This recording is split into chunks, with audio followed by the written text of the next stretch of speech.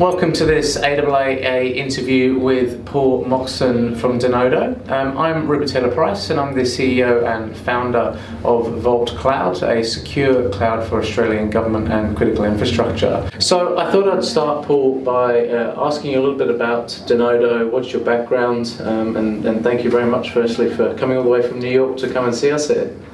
You're welcome. Denodo is a data integration company. It's technology, data virtualization, and it just makes it easier for people within any organization. It could be government, it could be education, it could be financial services, manufacturing. It makes it easier for people to find and access the data they need to do their jobs. You've launched into Australia.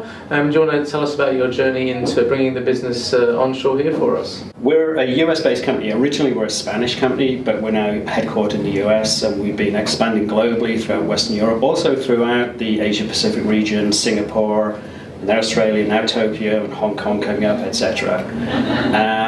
Australia is a very interesting market for data virtualization. There are a lot of big companies here, financial services, manufacturing, education, etc. And they are people who need data. And when you need data, then data virtualization comes into play.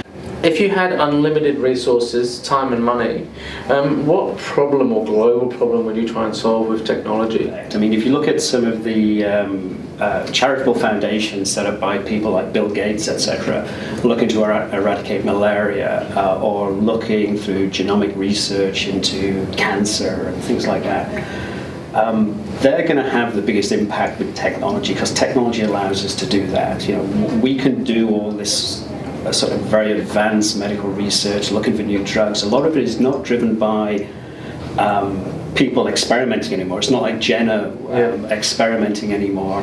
It's more about using IT, using tech, using advanced analytics, etc., to go and look at what are possible cures for some of these diseases, what are possible drugs for them, and that's one area where we can have a huge impact very quickly. These people need data.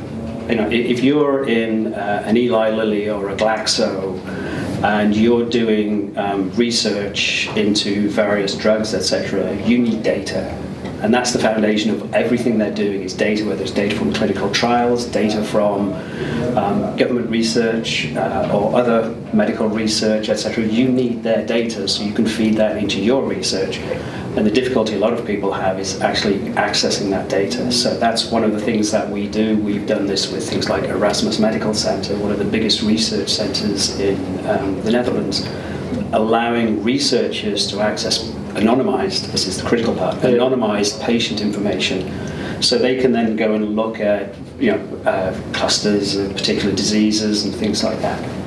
So many businesses, well, I think pretty much every business these days collects probably far more data than they can conceive. But for many organizations, it's very challenging to actually operationalize that data and get insights out and get real use.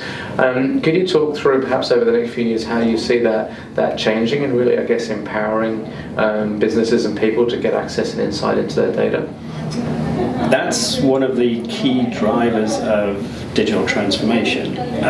Everything we talk about being a data-driven company, digital transformation, etc., even some of the projects like Know Your Customer projects, etc., they're all predicated on having data and analytics, and the analytics doesn't happen without the data. So when people say, we're awash with data, well, yes, you are, but it's how do you make use of that data? And that's the challenge, and that's where data virtualization comes into that, allowing people to access the data they need, when they need it, and how they need it. A simple example, a high-tech German engineering company, Festo, they're undergoing a digital transformation journey. They know it's going to take them a number of years, but their first step is let's go and improve the efficiency of our internal operations. And just simple things of providing dashboards on the machine shop floors, showing the manufacturing targets on a daily basis and how the employees are actually achieving against target, they've actually noticed it actually increased productivity. Because if you give somebody a target, they will, it's a goal. It's, they're going to aspire to achieve that target. So they actually found when it was a paper-based system or historical-based system, they would look at their production goals and actual achievements at the end of the day. Well, it's too late to do anything about it.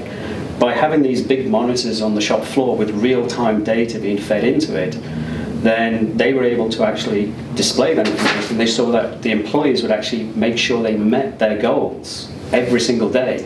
And they actually saw an increase in productivity of 5, 6, 7% each day, which accumulates quite significantly. And that's just by giving people information. There's a lot happening at the moment with machine learning and AI, and things are progressing very quickly. I mean, we're still certainly at the stage, I think where it's safe to say, we still need a lot of people with deep expertise to sort of help and manage, find the appropriate uses for that technology. And obviously it's on an incredible growth path.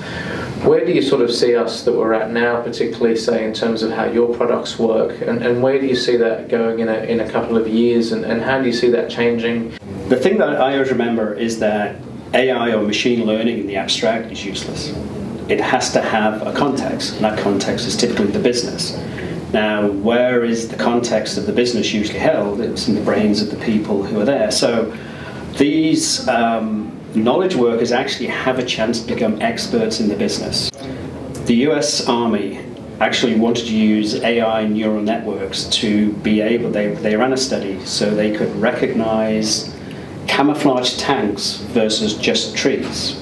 So they ran this fairly well-known study, and they went to their AI experts who built some models, and they took some photographs of, I think it was 100 photographs of camouflage tanks, 100 photographs of just trees, and they trained the machine learning algorithms with 50 of each, and then they ran the other 50 through, and it got perfect results. So they gave to the Army, we can now recognize a camouflage tank. The problem was they'd taken the pictures of the tanks on a cloudy day and the pictures of the trees on a sunny day.